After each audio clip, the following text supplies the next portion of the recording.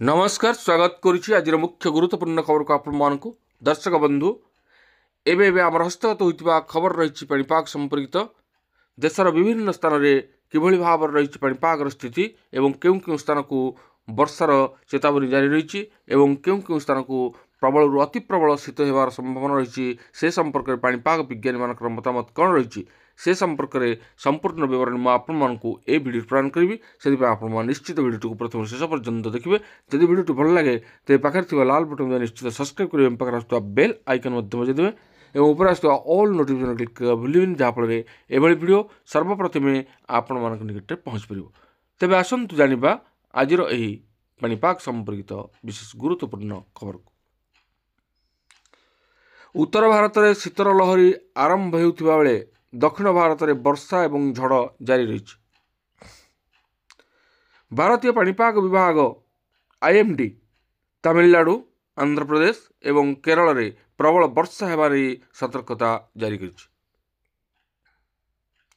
आज चेन्नई एवं निकटवर्ती अनेक जिले में स्कूल बंद रखा जाए।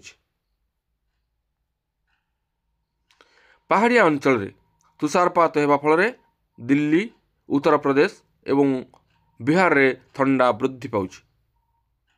आज दिल्ली एनसीआर रे प्रबल शीत लहरी अनुभूत हो। सकाळ एवं संध्यारे लोक मानकु सतर्क रहिबा परामर्श देछि पाणीपाग विभाग।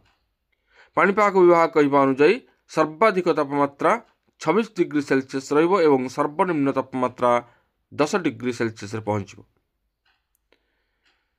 बुधवार ठारू उत्तर प्रदेश में शीत लहरी प्रभावित हो। सकाळे कानपुर बाराबंकी इटावा लखनऊ एवं प्रयागराज में प्रबल ठंडा अनुभूत होई। लखनऊ अमाउसी आंचलिक पाणीपाग केन्द्र मिलुथिबा सूचना अनुसार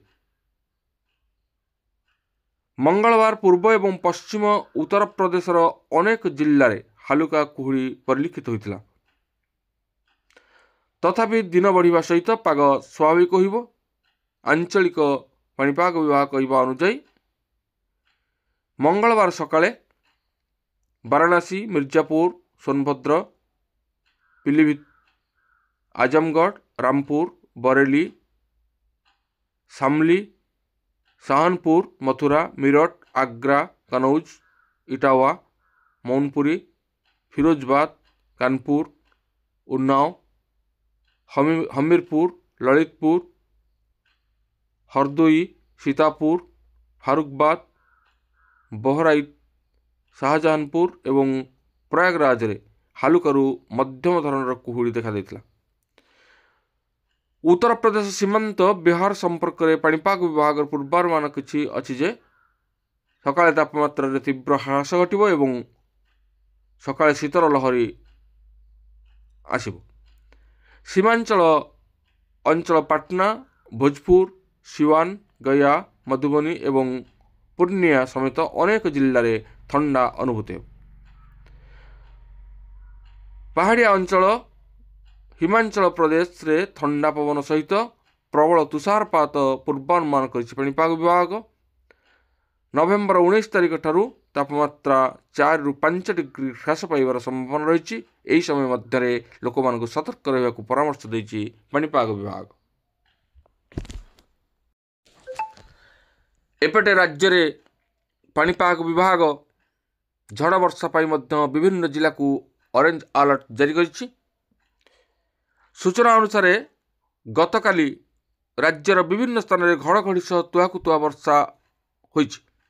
तेबे घंटा प्रति 40 रु 50 किलोमीटर बेगर पवन बहिबा सह वर्षा मध्य होइछि। तेबे राजधानी समेत ओडिशार बहुगुड़िए जिले में गतकाली ठारू सांघातिक धरणर वर्षा अनुभूत होइछि, जहाँकि पूर्वर आंचलिक पाणीपाग विभाग द्वारा सूचित मध्य करा जायतिला। पाणीपाग विभाग 17टी जिला को येलो वार्निंग जारी करिछि। पश्चिमा जल प्रभाव में ढेंकानाल तथा आखपाख अंचल में कुआपथर सहित निर्धूम वर्षा होइछि, जहां नहीं साधारण जनता संपूर्ण भाव में अस्तव्यस्त हो पड़ती। प्रबल वर्षा पाई मयूरभंज भुवनेश्वर कटक बालेश्वर केन्दुझर जाजपुर ढेंकानाल जिलागुड़िक पाणीपाग विभाग पक्षर ऑरेंज वार्निंग जारी कर तेबे यही समस्त जिला मानकरे प्रबल अति प्रबल वर्षा सह घड़घड़ी और बिजुली मारिबार मध्य यथेष्ट अधिक संभावना रही। यही सब जिला मानकर 7 सेमी रु 11 सेमी पर्यंत वर्षा होवार संभावना रही। तेबे ये थिला आज पाणीपाग संपर्कित एक विशेष गुरुत्वपूर्ण सूचना। आज पुणी देखा आगामी भिडियो। रोज धन्यवाद, नमस्कार।